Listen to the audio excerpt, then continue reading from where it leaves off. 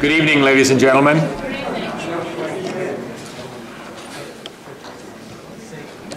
Thank you for coming this evening. I am Dr. John Spencer, the Interim Director of the Walter and Mary Tuohy Chair of Interreligious Studies and a member of the Department of Theology and Religious Studies here at John Carroll University. On behalf of the university and the Tuohy Chair, I welcome you to the second of this series of lectures, and for some of you, welcome back to those who joined us last evening. This lecture series, Buddhist Ideals of Human Flourishing, Beauty, Love, and Happiness in Ancient Theravada Buddhism, is this spring's presentation of the Walter and Mary Lectures in Interreligious Studies. These lectures are supported by an endowment provided by Walter and Mary Tuohy. Mr. Tuohy was the Chief Executive Officer of the Chesapeake and Ohio Railway, the C&O, and given his interest in interreligious studies, he and his wife, Mary, established this chair in 1966. This makes the Tuohy Chair nearly 50 years old and one of the oldest chairs of interreligious studies in American universities. We here at John Carroll are both very grateful to Walter and Mary Tuohy for their generosity and very honored to carry on the practice of engaging different religious traditions in thoughtful, intellectual, and respectful conversations. Our lecturer tonight, and for last night, tonight, and tomorrow, is Dr. Maria Heim, and she will continue that tradition. Let me give you a brief introduction to her background. Dr. Heim graduated from Reed College with a BA in Interdisciplinary Studies of Philosophy and Religion, and from Harvard University with a PhD from the Department of Sanskrit and Indian Studies. She is currently an Associate Professor of Buddhist Studies in the Department of Religion at Amherst College. She's received a number of prestigious awards and fellowships, including fellowships from the Guggenheim and Rockefeller Foundations. Dr. Heim has held numerous positions on boards and committees, including the Buddhist section of the American Academy of Religion, and as Associate Editor for the Journal of Religious Ethics. Dr. Heim has an extensive list of publications. Her most recent book is Forerunner of All Things, Buddhaghosa on Mind, Intention, and Agency, published by Oxford University Press. Her articles have a wide range of topics. A few of these articles are one in Buddhist ethics, another one on the concept of self-loathing, and a third on the aesthetics of excess. She has an active speaking schedule with lectures in numerous prestigious universities in the United States, England, Japan, and Singapore. So we're very privileged to have Dr. Heim with us this spring, and I'm anticipating a continuation of a very interesting and informative series of lectures on Buddhism. Last night, Dr. Heim gave us an introduction to the beauty of ancient texts. That beauty comes from looking at the form and context of the texts themselves and the appreciation of those texts by those who heard them in the ancient times. However, she also argued that we today can appreciate the beauty of those ancient texts. Whether we accept the truth of these messages or not, they can still have beauty to us.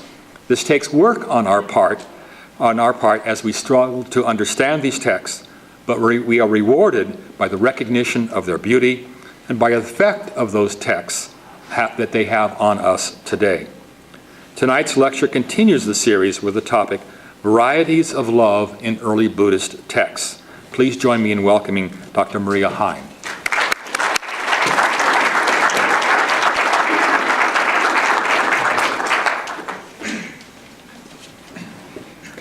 So thank you very much, John, for that very kind introduction, and I'm very grateful to see so many people here. I'll have to say I was a little worried when I realized I was competing with St. Paddy's Day and that some of you could be out drinking right now, but here you are, and I'm grateful to see you, and I'm happy that you're here.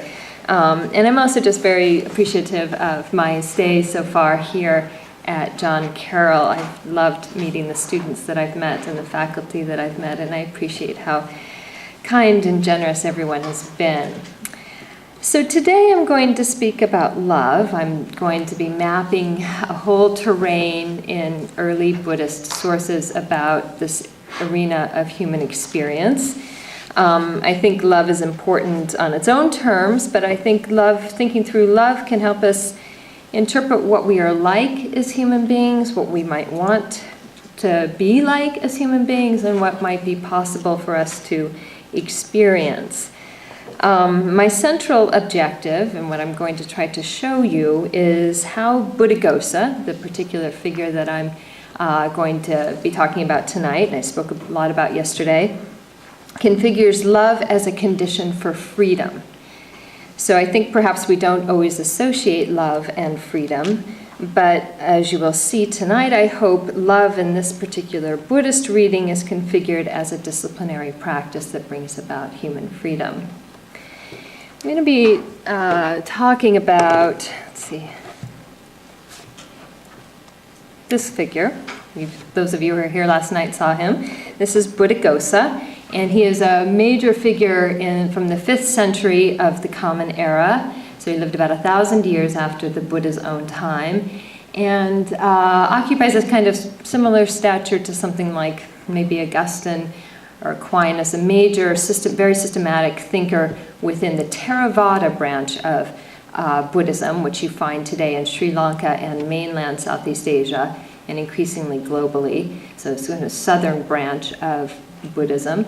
And the biggest commentator in terms of somebody who translated, edited, and commented on a great, huge body of work in this particular tradition in the language called Pali, which is related to Sanskrit, one of the Indic languages. Okay, I'm going to be speaking of 4 kinds of love, one of them very closely and the others more at some distance. And what these are, and I'll go through them in a few minutes one by one, but this is a particular grouping of love. I'm referring to them as love, but they have different descriptions within the Buddhist sources. They're called immeasurables, and I'll explain why in a moment, and also something called the sublime attitudes. And these were something that the Buddhists were speaking about and grouping together and talking about as a set, but you also find other Indian traditions. The Yoga Sutras mention them. You find these 4 kinds of experiences talked about in some of the Indian medical texts. So they seem to have been part of the religious or moral or intellectual milieu of ancient India in a way that's broader than just Buddhism. An important part of what they are, and I'll talk more about this, but that it's important to see them, that they were not principally discussed in the context of ethics.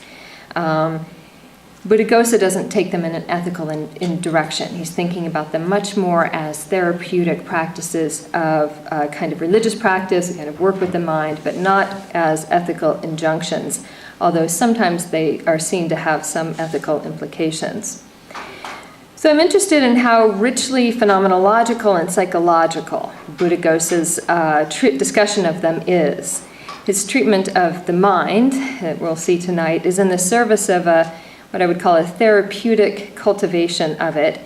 And to do that work, the kind of therapy and the changing and restructuring of mental experience that these Buddhist thinkers were interested in involved a very close sort of observation of human psychological experience, you might call phenomenological in a certain kind of way.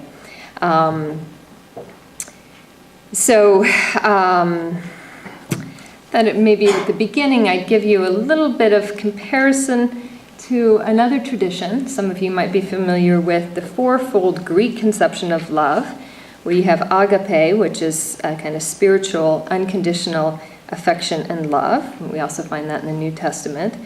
Eros, romantic love, with all of its conceptions of idealized unity as well as tempestuous passion. Philia, the love found in friendship, entailing reciprocity, loyalty, familiarity. And somewhat less discussed, storge, natural affection. Often the paradigm model of that is that felt by parents for children. And then added, of course, to these 4, in the Christian context, we would have caritas, or charity, the gracious and self-giving love that is modeled by God's love for humans, where the beloved are loved for their own sake and unconditionally. A kind of deepening, perhaps, within the New Testament of the Greek ideal of agape. And I mention these to suggest that where the Buddhist sources sort of chart these range of experiences, there's some overlap, but also some important differences. Right off the bat, I should tell you, and I hope people don't get up and leave, I won't be talking about eros at all. Unfortunately, I'm not a part of love we're all probably interested in. But eros was not something Buddhaghosa was particularly interested in. In fact, he regards it with some suspicion, as he is writing very much within and for a celibate monastic audience. So I won't be talking about anything related to erotic love tonight. Okay, to go back to our Buddhist varieties of love. Go through them one by one, but first let me talk a little bit about what he meant by referring to them as immeasurables. So one of the names for them is just that these are 4 immeasurables.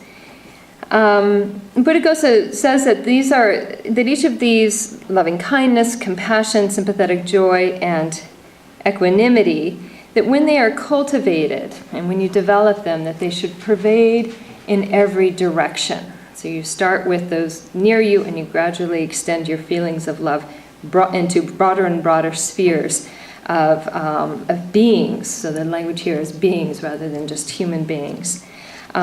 So the idea is that when it's being cultivated, that you would stop at no object of love. So it just keeps going. And so they're immeasurable in that way. He also has another sense of immeasurable, and that is of familiarity. So the idea that through this kind of mastery of these kinds of love, there's a psychological development of an ever-increasing expansion of habit and practice, that loving kindness, as we implement it and experience it, would never be something which you could say, I'm done, right, or I'm finished, I've mastered it. So that it's something that could always be further developed in terms of habit. Now, all 4 of these types of love are also called sublime attitudes, or more literally something like divine abidings, although that sounds a little strange in English. But what's being referred to here is that those who inhabit these experiences, who make them part of their way of abiding or living, are said to be experiencing the kind of experiences certain deities are experience in the heaven. So that's a reference to that. Okay, so let's go back to what these are. Okay, let's talk a little bit about what each one of them is, and we'll be going through them more carefully. But let's start with the first one, which is loving kindness. And this is a kind of friendliness towards all beings, wishing them to be happy. Right? Compassion is different. It's the desire that beings not suffer. Sympathetic joy is the taking of great pleasure and happiness in other people's success. And equanimity is a feeling. It's not an absence of feeling. It's a feeling of impartiality. It's not apathy or indifference, but a kind of evenness in one's regard for beings. Now, one of the places where you can see the differences and a little bit how Buddhaghosa is thinking about them is in this passage. It's a little bit dense. This is by another scholar's translation. I didn't feel like I could improve on his translation. There's a lot of nice bits of it. But what Buddhaghosa is doing here is introducing these 4 experiences by connecting them to experiences that might be really ready at hand for a lot of us in terms of thinking about the relationships between parents and children. So he starts off with loving kindness. When the baby is in the womb, the parents think with loving kindness, when will we see our child healthy and endowed with all his major and minor limbs? So this is wishing for, may they be happy, may they be healthy, right? And so in a very natural way, we all want that for a baby coming. Then, he says, this is going to get at compassion, when the tender creature lies on his back and cries and wails because of being bitten by lice or fleas, or because of being bothered by troubled sleep, the parents hear this noise and feel compassion. Right? So it's a different thing than loving kindness. This is when they're suffering, you want it to stop. Furthermore, when the parents observe the youth in his most desirable years, either at the time of play when he runs and races or at the time he sleeps, their minds become tender, like 100 fluffy balls of cotton soaked in the finest clarified butter. The parents' minds are satisfied and joyous. So this is the sympathetic joy, just being so happy at the child's happiness. They have sympathetic joy at that time. Then when the son is able to provide adornments for his wife and settle in his own house, the parents become even-minded and think, now our son can live on his own. In this way, they have equanimity at that time. So there's a certain kind of distance at this kind of love. They don't stop loving him any less, but they're not so wrapped up in his decisions and judgments and experiences in the way that they did when he was younger. So all of these are quite happy experiences where pleasure is being taken in the other in these very concrete ways. And they're also available to many of us. The idea here is that one starts with immediate and concrete love that one has towards one's loved ones, and then in the meditative context, the meditator gradually learns to expand these narrow spheres of emotional reach, and the love should radiate out and become unlimited. Now that you have a sense of the range of the 4 types of love, I'm going to focus on Buddhaghosa's treatment of loving kindness, and I'll be speaking mostly about this first one. He says that it's fourfold. This is one of the definitions he gives of it. It's our capacity to love. So we all have something that has a capacity that, which is, he says, is loving in beings. It's the act of loving, the state of loving, and I think most interestingly, it's the freedom of a loving heart. So this idea that we're going to start moving towards freedom. This is a very relevant idea for the larger therapeutic practice in which all of these experiences are framed, that they're all principally about freedoms from their opposites. In this case, the opposite of love is a hatred that without this opposing force of love controls and constricts our experience. And so the development of loving kindness is to try to get out of this constrictive and slavery that we often have to our anger, resentment, hatred. So loving kindness is the experience of having one's mind or heart free from this shackling. It has a specific thought that comprises its content, which is, may beings be happy, which is the longing that a particular and then eventually all beings be free of hate, affliction, and distress of any sort. Now, just to give you a sense of what the others are before we start seeing the work of love, of this first type of love, compassion and the other immeasurables are also considered in this fourfold way as capacity, act, state, and the freedom that each makes possible. Compassion has the particular thought of wishing that those in misery be free of suffering. It is counter to and freedom from cruelty. Sympathetic joy, and sometimes he says it's also counter to and freedom from apathy, right? Indifference towards people's suffering.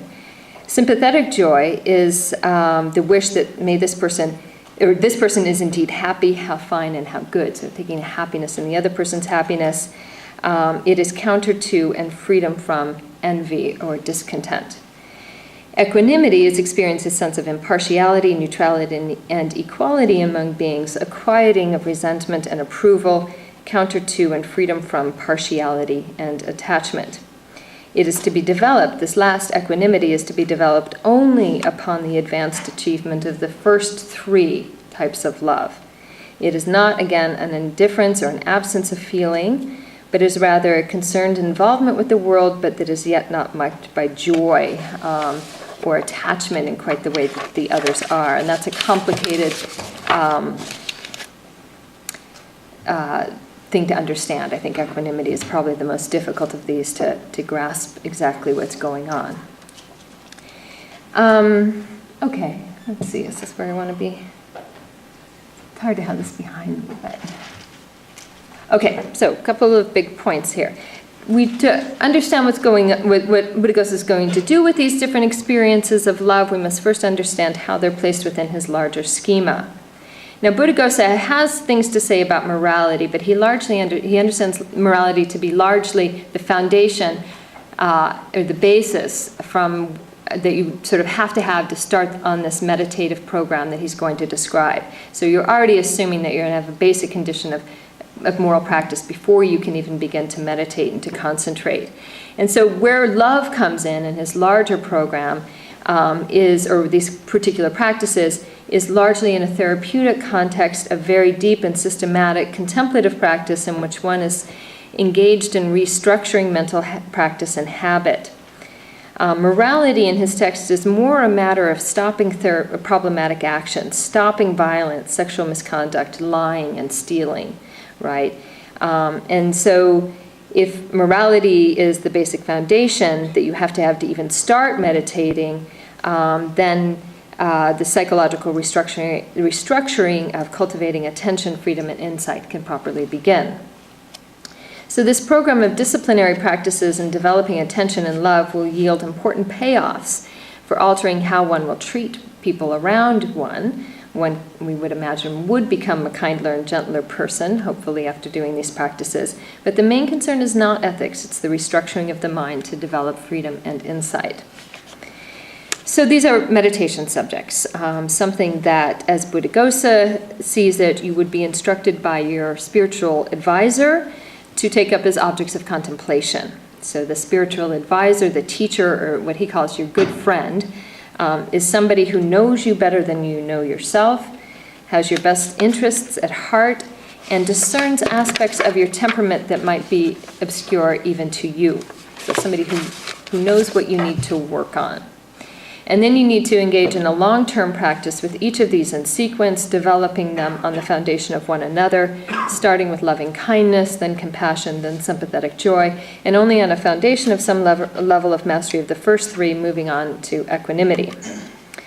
Okay, so to show you what kinds of practices he's advising, suppose your dear friend has advised that you take up the meditation subject of loving kindness. Buddhaghosa recommends that when first setting out, one generate a motivation for this practice by considering the practical advantages of becoming pervaded with loving kindness. And this is the kind of language he's using a lot of. You become pervaded, you become absorbed in it. So the chief advantage, practical advantage, is that one becomes patient and forbearing, and you cease to be preyed upon by your own hatred. Then, to start the practice, you need to locate a concrete particular person on which to begin one's focus of love. You need to get the feeling flowing, if you will. And so you need to start with a person you love easily, and so you can get the love to flow, as it were, and become absorbed in the experience. Now you have to get this first person right, something that will make it easy to start. It's very hard to start right out of the gate with an enemy, right, and start loving them. So you start with somebody that you really genuinely want only the best for. And so he has a number of restrictions on who this person should be. It should not be the enemy, right, somebody you resent or are angry at, nor should it be a person of the opposite sex. He's quite worried about distractions that might elicit. And it shouldn't be towards somebody who's dead, a teacher who died, or somebody who is a good mentor to you, who's no longer with you. The person that you start with must be real, they must be particular, and they must be alive. So on whom should you focus to start? Now here Buddhaghosa recommends that one start with oneself, right? Since the content of loving kindness concentration is, may this being be happy, Buddhaghosa suggests that this is an easy and uncomplicated wish we all have for ourselves. It allows smooth entry into the practice. Now, my students are sometimes surprised by this unproblematic approach to self-love, but Buddhaghosa insists on it, and he quotes the Buddha himself to the effect that one who loves himself will never harm another, which is an important psychological claim to consider. And so here I've given you an image of the Buddha, since we're quoting the Buddha. Now, having pervaded one's own self with thoughts of friendliness and goodwill, the monk who wishes to progress in the practice should continue in what Buddhaghosa starts to call breaking down barriers. And so you need to move beyond self to directing loving kindness first to a dearly loved friend, still starting with what's easy, then to a neutral person, and then finally to a hostile person. It is at the point of the hostile person, however, that Buddhaghosa anticipates potential obstructions in the practice. When contemplating an enemy, somebody who has wronged you, or wronged someone or something you care about, one may well become distracted by resentment, which then crowds out the potential for love. This situation requires an extensive set of techniques and strategies to remedy, for resentment and hatred are, it seems, quite hard to dislodge. And thus we get a detailed cognitive therapy, if you will, of techniques for getting rid of anger, hate, and resentment. Okay, this is the breaking down of barriers. Start with self, then expand to dearly loved friend, then to neutrals, then to enemies. Now, when trying to dismantle anger and hatred for an enemy, one should first recall the Buddha's admonishments about hate and anger. The Buddha was said to have said, "To repay angry men in kind is worse than to be angry first." Right? So you start thinking again of what the Buddha had taught you, and then you recall that anger towards the enemy only gratifies the enemy, since it makes the hater ugly and unfortunate. Now, if that does not work to dismantle the resentment, one should endeavor to find something which he says is controlled or pure in the enemy's character. So you're trying to find something in the person you're angry at that you can admire, something decent about them, which then you could use to begin to build an incipient sense of regard for them. And it can also begin to calm you down. Surely the enemy must have some decent quality that can be the basis of the beginning of some admiration. But Buddhaghosa considers, what should you do if he lacks any redeeming quality? And then Buddhaghosa recommends that the only proper response to that is compassion. So if they lack any redeeming quality whatsoever, they're going to have a hard life of it, right? And so that compassion would be the only kind of response you could have, and then compassion can become the basis for developing a way to love them. Now, this might fail, right? So he has a whole range of techniques. I'm just going to go through all of them because he sees that anger is quite difficult to dislodge. The next thing you could do is admonish yourself how unattractive and destructive to oneself one's anger is. That anger is your real enemy here, not the other person. He can remind himself that anger is bad mental karma. It is perilous for his future condition and counter to the therapeutic path he is on. But if the anger still does not subside, then he should review the special qualities of the Buddha's own conduct, right? So thinking of the Buddha as this kind of ideal here, by recalling specific stories from the vast numbers of previous lives that we have about the Buddha when he was a bodhisattva, when he was preparing to become a Buddha, in which he is said to have cultivated a number of perfections. He perfected his virtue. And particularly here, Buddhaghosa thinks you should recall the stories in which the Buddha was perfecting a virtue called forbearance or patience. And we have a lot of stories in which the Buddha was tortured, or in previous lives as a bodhisattva was tortured. His limbs were torn off by violent kings, or he was pierced and punctured by wicked torturers, but never for a second did he allow anger or resentment to come up within him when that was happening. And so when you have that model in front of you, you find it puts your own continued nurturing of petty grievances to shame. But this practice may not suffice, so then the meditator is going to have to practice something else. And here we get a pretty interesting technique or strategy, which is about thinking of the enemy as your mother. And what this involves is a reflection on samsara, or the fact that in Buddhist thinking we've all been part of many, many infinite previous lives before this one. And if that's the case, if our lives, our rebirths go back infinitely in time, the thinking is that we've all been related to each other at some point in that infinite past. So at some point, all of you are different, people here would have been my mother, or my father, or my brother, or my sister. So we've all been interrelated before, if you think about samsara in the long haul. And so then he said to just sort of reflect on that for a second. And then once you think about that, think about this enemy here in front of you whom you're angry at, that at one time in some distant past, every likelihood was there that they were your mother. Okay? And so then this is how his language gets, and it's worth quoting at length, I think, here. So then you start thinking about this person as my mother in some distant life in the past carried me in her womb for 10 months, and she removed from me without disgust, as if it were yellow sandalwood, my urine, excrement, spittle, snot, etc. And she played with me on her lap, and she nourished me, carrying me about on her hip. Or if you're thinking about this person possibly as your father, well, he went by goat paths and paths set by piles, etc., to pursue the trade of a merchant. And he risked his life for me by going into battle in double array, by sailing on the great ocean in ships and doing other difficult things. And he nourished me by bringing back wealth by one means or another to feed his children. And as my brother, sister, son, daughter, this person gave me such and such help. So it is unbecoming of me now to harbor hate for him in my mind. Now, these considerations radically alter the meditator's relationship with the enemy.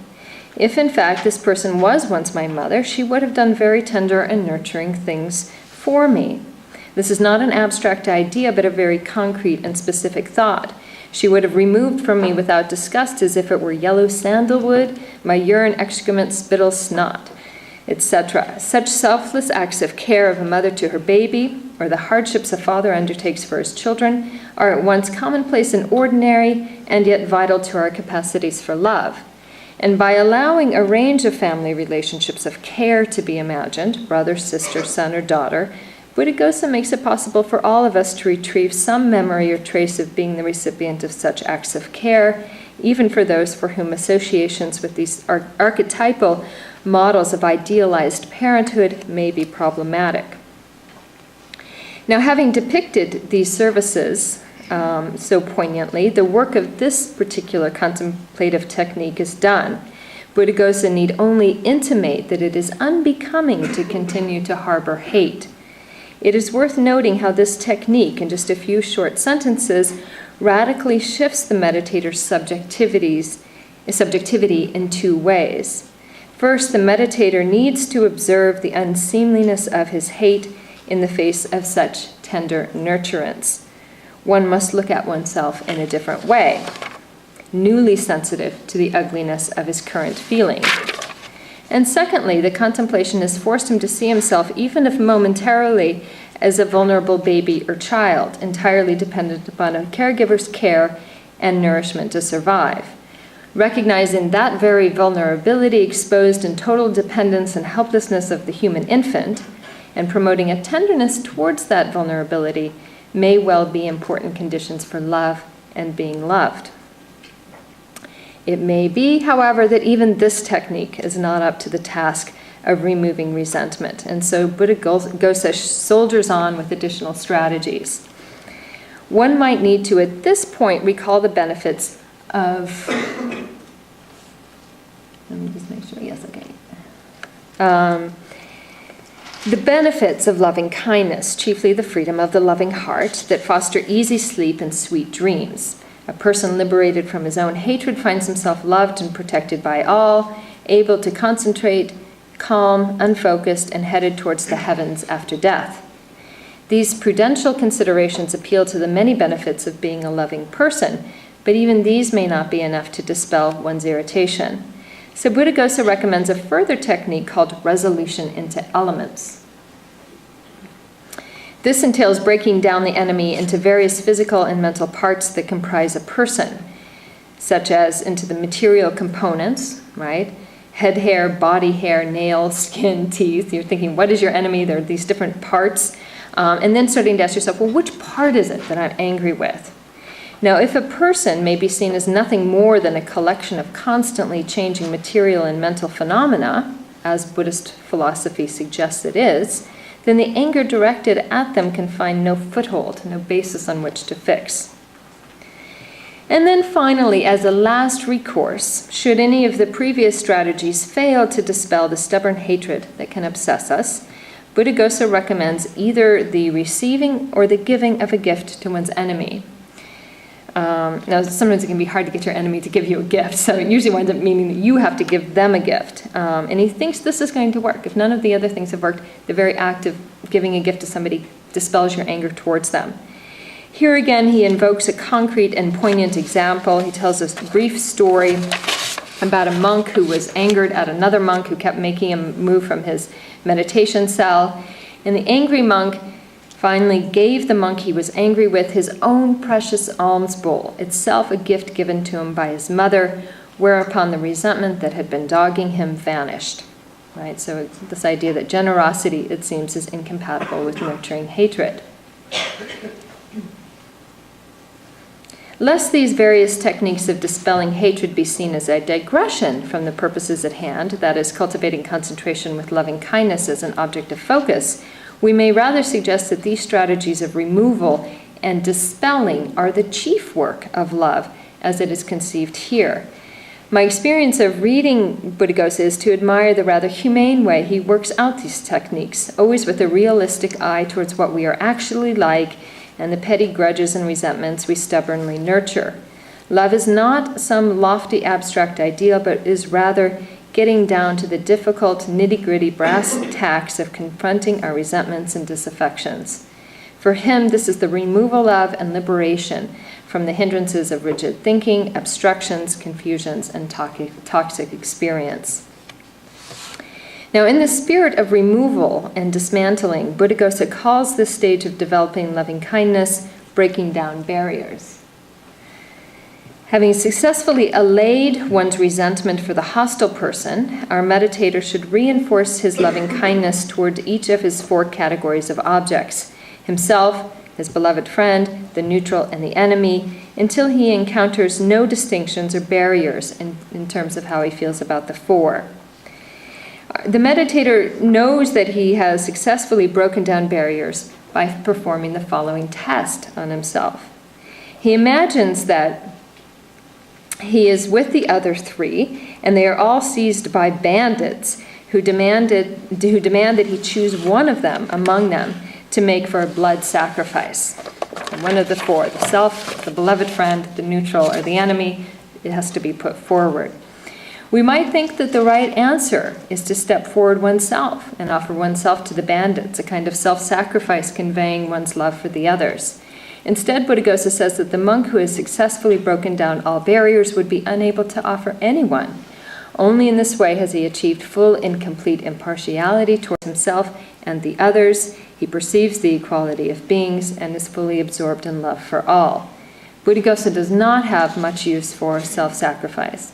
And this might be in distinction to other forms of Buddhism and other religious traditions. Now, at this point, his contemplation lifts off from the particularities of these 4 people and becomes directed towards beings in an undistinguished and no longer particularized fashion. Buddhaghosa sees this experience as incredibly expansive. Everywhere and equally, the meditator dwells, pervading the entire world with his heart endowed with loving kindness, abundant, exalted, measureless, free from enmity, and free from affliction. Again, with measureless referring to having no limits in the objects of one's love, nor in the habitual familiarity of the experience. Buddhaghosa also emphasizes the freedom love makes possible. For Buddhist thinkers, freedom is not our natural human condition, at least in terms of the kinds of freedom they care most about, which is the freedom from your own toxic mental states and the deluded and self-serving projections on others that this entails. So that is the extended discussion of developing loving kindness. Let me say a bit about how Buddhaghosa prescribes the development of compassion and the others. He has less to say about the other 3 types of love because they are built on the foundation of loving kindness, and once you have achieved what I have just described, the others will flow with much less obstruction. But they are somewhat different feelings. How do you start with compassion?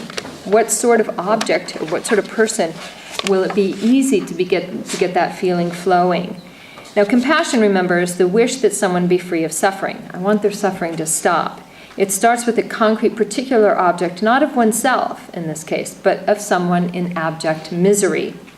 And this is how he describes that. One should seek out and behold a wretched man, unlucky, unfortunate, in every way a fit object for compassion, unsightly, reduced to utter misery with hands and feet cut off, sitting in the shelter for the helpless with a pot placed before him and a mass of maggots oozing from his arms and legs and moaning. Again, one has to start with the immediate and natural feelings evoked by the concrete object of this contemplation. Who could fail to be moved by such a sight, and who would not automatically be filled with compassion? But Buddhaghosa notes that it may be difficult to come by this helpless and wretched person. Thank heavens, we must hope that such sights are rare. So if you can't find such a person, and you do need the actual sight of this suffering in front of you, you should seek out a convicted criminal, he says, an evildoer, who is eating his last meal before being led to the gallows for his crime. That the person is an evildoer, right, who might, in terms of justice, be responsible for his experience, is not entertained at all, is not of any interest to Buddhaghosa, right? And in fact, it's a further cause for compassion, right? It's not just undeserved suffering that will easily stir our compassion, perhaps even more so of the convicted criminal. And then from there, one gradually expands one's compassion outward to a sphere of eventually all beings, which entails recognizing more subtle forms of suffering that sooner or later it is our human lot to have to experience. Even those apparently fortunate among us will not leave this life without great loss, eventually the loss of our loved ones, our health, and ultimately our lives. This meditation requires a great deal of attention in particular to suffering in all its forms, and the development of a strong yearning to ameliorate it or eradicate it. Compassion then is the freedom from sorrow and also the freedom from cruelty or callousness. What about sympathetic joy? When trying to arouse the meditation of sympathetic joy, one takes the joy and happiness one feels when something good has happened to a loved one and extends the sphere and reach of that feeling. It is an important counter to the envy that normally afflicts us. There are important things to say about this value, and I've discussed this elsewhere in relationship to Adam Smith's interest in sympathy. He has a very subtle moral psychology of sympathy. But finally, and again, only on the basis of a strong development of the first three types of love, would you have equanimity, which develops as a kind of equal and impartial regard for beings. Okay, it's described first and foremost as a kind of peace. So that's the basic picture, and of what Buddhaghosa is doing in this text. There's more subtleties, but I'm going to leave him there for the moment. And I want to find another angle into thinking about this through some of the critics of, or at least one critic, of universal love. And so perhaps most vocally, a famous critic of universal love is Sigmund Freud. And he's arguing strongly and vehemently against the notion of, or at least the ethical ideal of universal love, on the basis of a very different kind of psychology than what I've been describing. Now, Freud has a number of criticisms of universal love. Let me just go through some of them. He argues that universal love is fundamentally counter to our nature. As a duty, it is an imposition that demands too much, and that very often our neighbors or enemies are all too often unworthy of our love. He argues that love requires specific duties of us, and these we must take seriously and not imagine that we can fulfill them equally to all strangers. He's worried about a love spread equitably and indiscriminately over all inhabitants on earth, that it would be so thinned out and denuded of its strong feelings and the responsibilities that normally attend love, that it would seem to forfeit much of its own value. And there's more. Such an ethical demand, he says, does ethical and psychological harm to us by imposing upon us an unrealizable ideal and then making us feel guilty for failing at it. Perhaps most seriously, he ventured to say that it would be wrong to love strangers on par with loved ones, for my love is valued by my own people as a sign of my preferring them, and it is an injustice to them if I put a stranger on par with them. Moral responsibilities and obligations, he felt, would need to be made on a quite different psychological and ethical basis, perhaps on the basis of reciprocity, but certainly on the basis of reason. Now, certainly Christian thinkers, perceiving Christianity to, probably rightly, to be the main target of this critique, have offered various compelling responses to it. And I'm not sure if Buddhaghosa's conception of love escapes all of these charges, but it does, I think, offer an important alternative to Freud's basic picture, and also one that would proceed along somewhat different psychological lines than the Christian defenses of universal love might. So try to give you what some of these might look like as I've thought about it. First, Buddhaghosa does not frame the development of love as an ethical obligation, which seems to be a large part of Freud's objection to it as a moral imperative of universal love, in that he thinks it simply demands too much of us. Buddhaghosa frames it rather as a path for freedom, a path for joy and happiness of getting rid of one's mental barriers and antipathies, and which I would imagine would only confound Freud's thinking on this. He did not see love as a therapy or as an answer to the desire and aggression he took to be fundamentally part of our nature.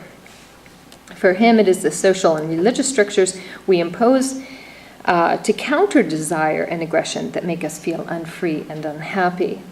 But for Buddhaghosa, love, compassion, and the rest are the answer to this suffering, to the pain we impose upon ourselves and others by our aggression and desire.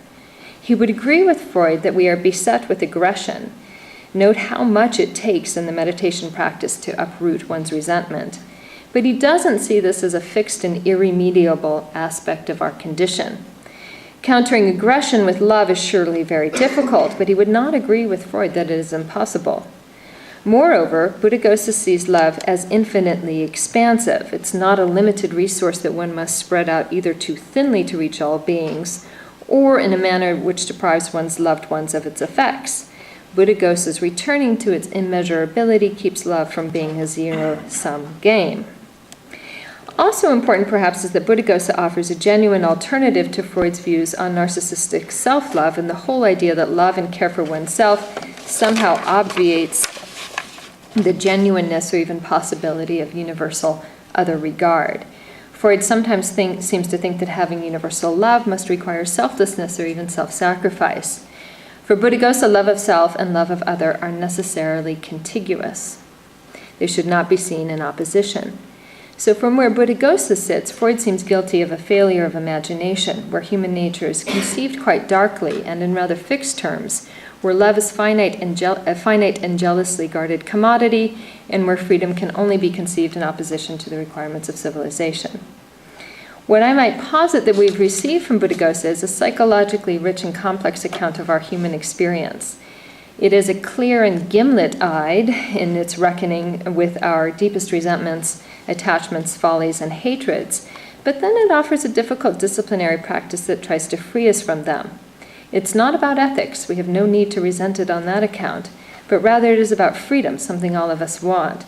But it reconfigures freedom so that freedom is not about achieving liberation from social and moral constraints, but rather a liberation from our own limited and constricting patterns of thought and the dark emotional afflictions that keep us imprisoned.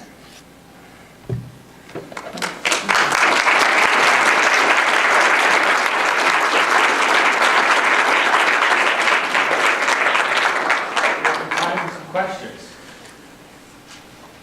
Yes. Yes, sir. I think that a Buddhist would say that love is the soul's longing for nirvana.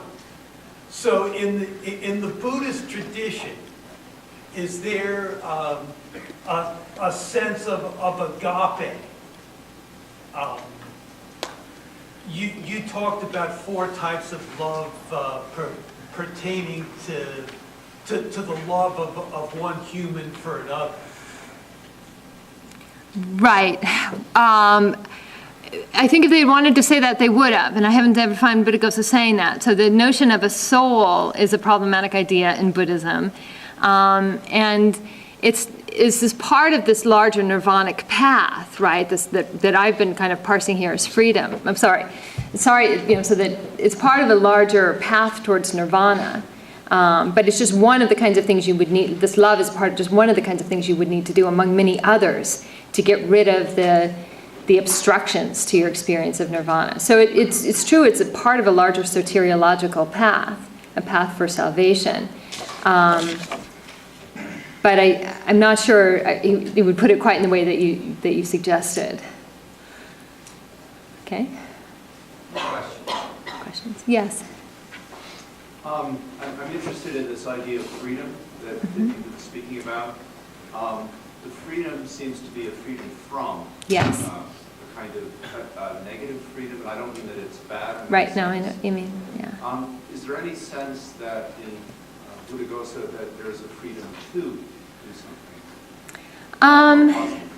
So I think you're right to see it as very negative. It's a freedom from all this other baggage that you have, this kind of constrictions of your imagination, your projections, your desires, your hatreds. So it's a freedom from all of that. And it is described in, quote, these negative terms, although that's not a pejorative aspect of it. But I think within the larger parameters of thought, they thought that once all that other stuff was cleared out of the way, that naturally the mind would be bright and happy. But that's the logic of it. So it's not so much about freedom towards accomplishing this or that. It's about removing other stuff so that naturally you can exist in a way in which you're unshackled by that. But there isn't a lot said about this as positive attainments or something like that. So you're right to think that that's interesting. I think it's interesting too. We have a lot in the literature to suggest what else can happen when other stuff is gone. But it's not, again, I probably wouldn't use the language of freedom to in quite the same way. Yes, woman right there. Yes. This is kind of two-part. Were you saying that Buddhists don't believe in soul? That's right. So what part is coming back and constantly reoccurring if you're having all these multiple lives? That's right. So you have to, it's a complicated thing, but you have to understand that even within a single lifetime, right, there's no part of you that's remaining unchanging. So what you are as a person who's developing and changing and your experiences are changing is that even you're a different person now than you were when you were 2 years old. And you're a different person now than you'll be when you're an old woman. So even within a single life, what you are is a constantly changing conglomeration of conditions and events that are causally connected to each other, but nothing's enduring in the same, then that is equally true across lives. All right? So what you are is a series of conditioned and conditioning events rather than a permanent substrate of a soul that's traveling and migrating through all the changes that we undergo, both within a lifetime and across lifetimes. That's a good question. Did you have a second part to that or something? Other questions, please. Yes. Yeah, thank you for such an interesting talk, Professor. Thank you. This question comes out of a position of complete ignorance. And I know it's probably going to sound naive to you, so I don't want you to give me the kind of speechless scowl I might give I'll try. if they ask me whether St. Augustine of Hippo was actually influential on Western understandings of love. But so bearing this in mind, I mean, what lived impact or legacy do Buddhaghosa's writings on love have within Buddhist or South Asian culture? I mean, for whom are these texts transformative, and to what ritual or religious affect? So there's been long-standing meditative traditions that continue through the present day of people doing this type of meditation practice. More so in Burma than probably anywhere else.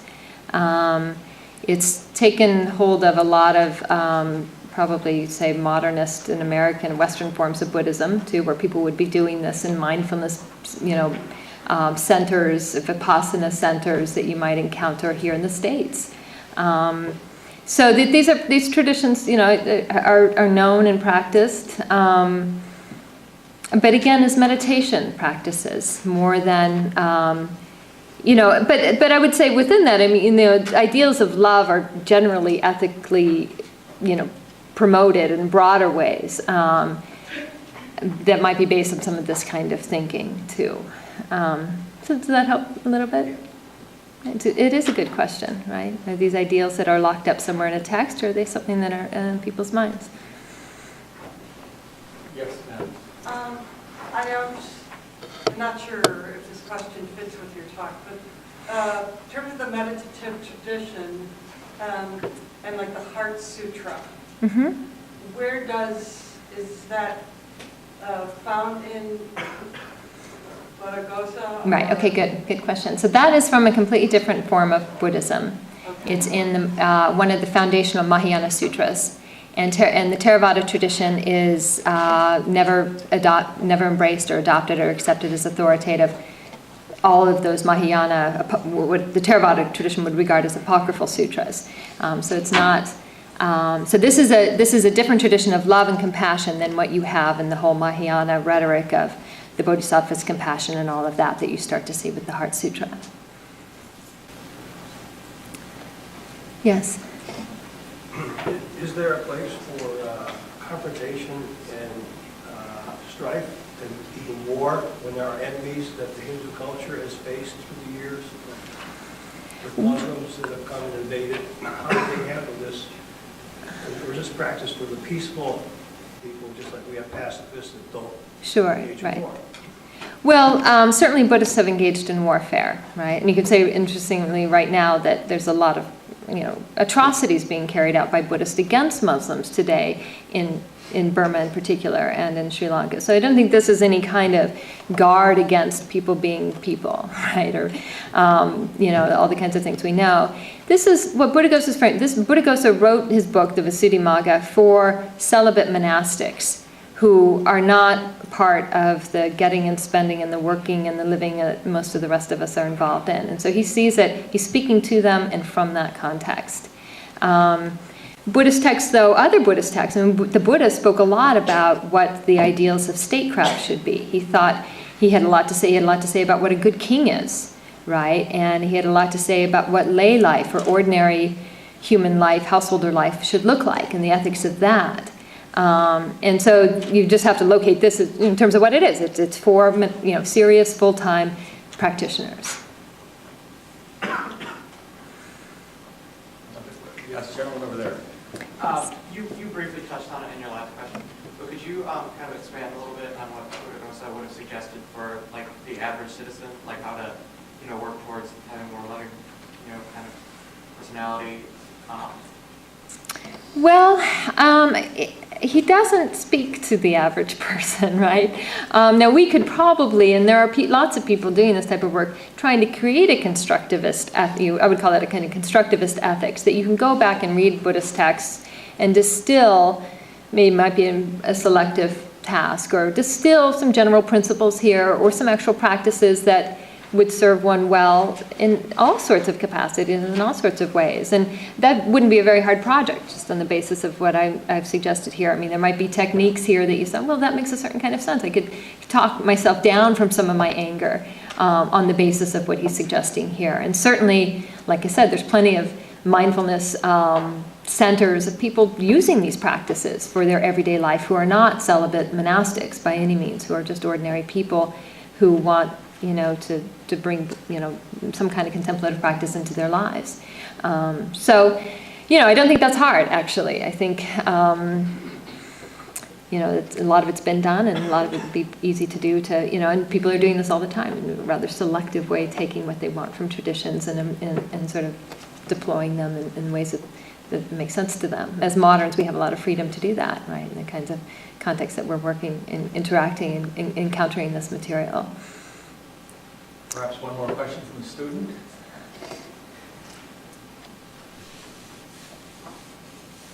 No one wants to leap into the breach. The lady up here. Go ahead, ma'am. Thank you. My question is, in the Buddhism, Buddha really talks about that all human beings are going to life is full of suffering. And we can, and that suffering comes from our desires and our attachments and all those things. And the goal is to really detach ourselves or move away from that. So when we are talking about that, how does Buddhaghosa talk about loving oneself and loving others? So does that mean he talks that when we love others, it is exclusively of attachments? Well, one way to answer that question is to see the all four of them taken together, right? That loving kindness, compassion, and sympathetic joy are the foundation from which then one should go into equanimity, which is more about detachment, right? But I think what he's worried about is if you were to go straight into detachment, right, without a foundation of love, it can too easily slide into apathy or indifference. Right? So there's a fine line between detachment and apathy or indifference. And equanimity is not apathy or indifference. So he sees all this kind of stuff about just this deep interest in beings and their happiness and the love and the compassion